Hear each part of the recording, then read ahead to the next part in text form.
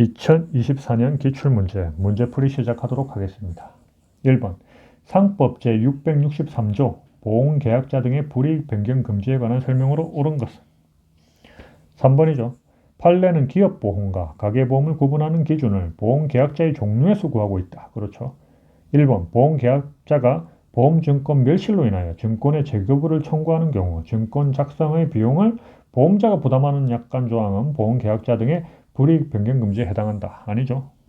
원래 이제 증권 멸실로 인해서 증권 재교부를 청구하면 증권 작성 비용은 보험계약자가 부담하는 것이 원칙입니다. 그런데 보험자가 부담해준다고 하니까 유리한 거죠. 따라서 불이익 변경 금지에 해당하지 않습니다. 2번, 어선공제는 해상보험과 유사하므로 어선공제 약관은 보험계약자 등의 불이익 변경 금지 원칙의 적용 대상에 해당하지 않는다? 해당하죠. 해상보험과 유사하기는 하는데 이제 어선공제 약관 같은 경우에는 해설에서도 보다시피 소형어선을 소유하며 연안어업 또는 근해어업에 종사하는 다수의 영세어민들을 주된 가입 대상자로 하고 공제계약 당사자들의 계약 교섭력이 대등한 기업보험적 성격을 지니고 있다고 보기는 어렵고, 그렇죠. 영세어민들을 대상으로 하고 있고 계약 교섭력이 대등한 기업보험적 성격을 지니고 있다고 보기 어렵기 때문에 불이익 변경 금지 원칙의 적용을 배제하지 아니함이 상당하다. 즉 불이익 변경 금지 원칙이 적용이 된다 이거죠. 4번, 항공기 기체보험에서 고지 의무 위반 시 계약 해지권 행사 기간을 계약 체결일로부터 5년으로 규정한 약관 조항을 불이익 변경 금지에 해당된다? 아니죠. 기업보험에서 불이익하게 변경되어도 유효합니다. 2번, 보험계약에 관한 설명으로 옳지 않은 것은? 3번이죠. 보험계약이 성립하기 위해서는 보험증권의 교부가 필요하다? 아니죠. 보험계약이 성립하려면 청약과 승낙의 의사표시에 합치만 있으면 되죠. 따라서 이걸 뭐라고 했습니까? 낙선계약이라고 했죠. 낙선계약. 1번, 보험계약의 체결은 별도의 형식을 필요로 하지 않는다. 그렇죠. 별도의 형식이 필요 없으니까 분료식 계약입니다. 분료식 계약. 2번, 보험계약은 부합계약성을 띈다. 그렇죠. 부합계약성이 뭡니까? 사업자가 일방적으로 작성한 계약의 내용에 대해서 계약자의 의사가 부합된 경우 체결한 계약의 성질을 말합니다. 4번, 보험자의 책임 개시는 보험료의 납입을 전제로 하는 것이 원칙이다. 그렇죠.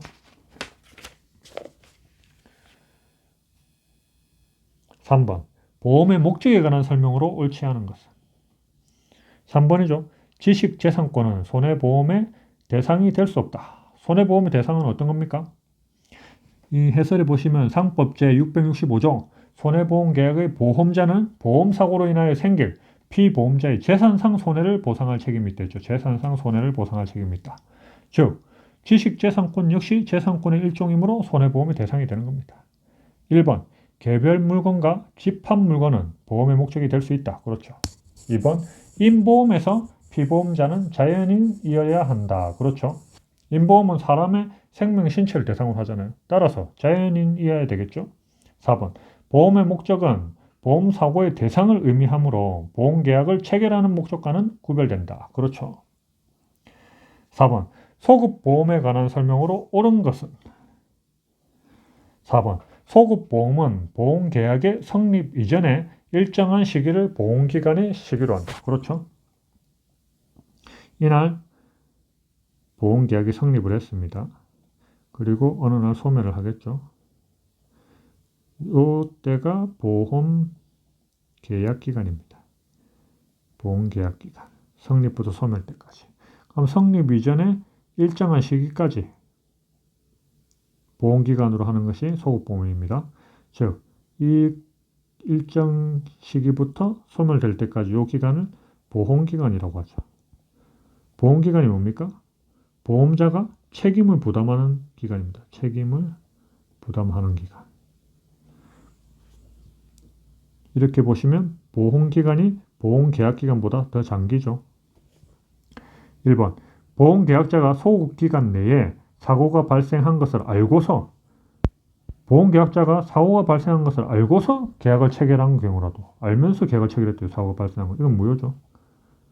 보험계약 효력이 발생한다. 틀렸고. 2번 소급보험의 경우 보험료 선급의 원칙이 적용되지 않는다. 틀렸죠. 적용되죠. 3번 소급보험은 보험계약기간이 보험기간보다 장기이다. 아니죠. 반대죠. 따라서 단기다. 5번 보험자의 보험약관에 대한 설명 의무의 대상에 해당하는 것을 모두 고른 것은 설명 의무의 대상은 어떤 겁니까? 보험약관 전체입니까? 전체가 아니죠. 중요한 내용에 대해 설명해야 되죠. 중요한 내용. 여기 있는 거는 다 판례에 나와 있는 내용입니다. 따라서 자주 보시고 반복적으로 보셔가지고 암기를 하실 수 있도록 해야 됩니다. 정답은 가와 다와 바입니다. 예를 들어서 해설을 보시면 나에서 거래상 일반인들이 보험자의 개별적인 설명 없이도 충분히 예상할 수 있었던 사항인 점, 이런 것들은 이제 설명 의무의 대상이 되지 않는 겁니다. 그리고 라를 한번 보겠습니다. 화물자동차 운수 사업에 따라서 반드시 가입하여야 하는 적재물 배상 책임 보험약관에서 차량이 육상 운송 과정이 아닌 선박으로 해상 구간을 이동하는 경우의 사고는 보험사고에서 제외된다는 규정. 이것도 해설을 한번 살펴보겠습니다. 위 보험계약은 화물자동차 운수사업법에 따라 일정 규모 이상의 화물자동차를 소유하고 있는 운송사업자나 특정 화물을 취급하는 운송주선 사업자 등이 반드시 가입하여야 하는 의무보험으로서 반드시 가입해야 되는 의무보험이다. 해상 구간을 이동하는 경우에는 제외된다는 설명을 들었더라도 보험계약을 체결하였을 것으로 보이므로, 그렇죠. 의무보험이니까 이제 그 해상 구간 이동하는 경우에 제외된다. 이 설명을 들어도 당연히 보험계약을 체결했겠죠. 따라서 중요한 내용이라고 할 수 없다. 이렇게 얘기하고 있습니다. 이거는 한번 읽어보시면 되니까 넘어가겠습니다. 6번 보험약관의 설명 의무 위반 효과에 관한 설명으로 옳은 것은? 정답은 3번이죠. 보험자의 보험약관 설명 의무 위반 시 보험계약자가 보험계약을 취소하지 않았다고 하더라도 그 위반의 하자가 치유되는 것은 아니다. 그렇죠. 1번 보험자가 보험약관의 설명 의무에 위반하여 보험계약을 체결한 때에 보험계약자가 그 약관에 규정된 고지 의무를 위반한 경우 보험자는 이를 이유로 보험계약을 해지할 수 있다? 없죠. 2번 보험자가 약관의 설명 의무를 위반한 경우 보험계약자는 일정한 기간 내에 보험계약을 해제할 수 있다? 아니죠. 취소할 수 있죠. 취소와 해제는 소급해서 계약의 효력을 없애는 것은 유사합니다. 하지만 조금 또 다르죠. 그 해제 같은 경우에는 계약에만 인정됩니다. 계약에만 인정되는 게 해제고, 취소는 단독행위도 취소할 수 있습니다. 단독행위도 취소할 수 있죠. 취소할 수 있답니다. 설명 해설에도 나와 있죠. 보험계약이 성립한 후 3개월 이내에 그 계약을 취소할 수 있다. 이렇게 되죠. 취소. 4번 보험자가 보험계약자에게 설명하여야 하는 부분은 약관 전체를 의미한다. 아까도 제가 말씀드렸잖아요. 전체가 아니라 중요한 내용에 대해서 설명해야 된다. 7번 보험계약자 등의 고지 의무에 관한 설명으로 옳지 않은 것은? 정답은 4번이죠. 다른 사정이 없는 한 보험자가 보험 수익자에게 해지의 통지를 한 경우 그 효력이 있다? 없죠? 누구한테 해야 됩니까? 해지 통지는? 계약 당사자끼리 해야죠. 보험계약자 또는 이 보험계약자의 상속인. 그래야 효력이 있겠죠. 1번 보험자가 서면으로 질문한 사항은 중요한 사항으로 추정한다. 그렇죠. 2번 현저한 부주의로 중요한 상황임을 알지 못한 것에 대하여도 고지 의무 위반이 된다. 현저한 부주의가 있게 되면 중과실이죠. 중과실. 따라서 고지 의무 위반이 된다. 맞는 표현입니다. 2번 해설을 볼까요? 보험계약 당시에 보험계약자 또는 피보험자 고의 또는 중대한 과실로 인하여 중요한 사항에 고지하지 아니하거나 부실을 고지한 때는 보험자는 일정 기간 안에 그 계약을 해지할 수 있다. 이렇게 되어 있죠. 고의 중대한 과실.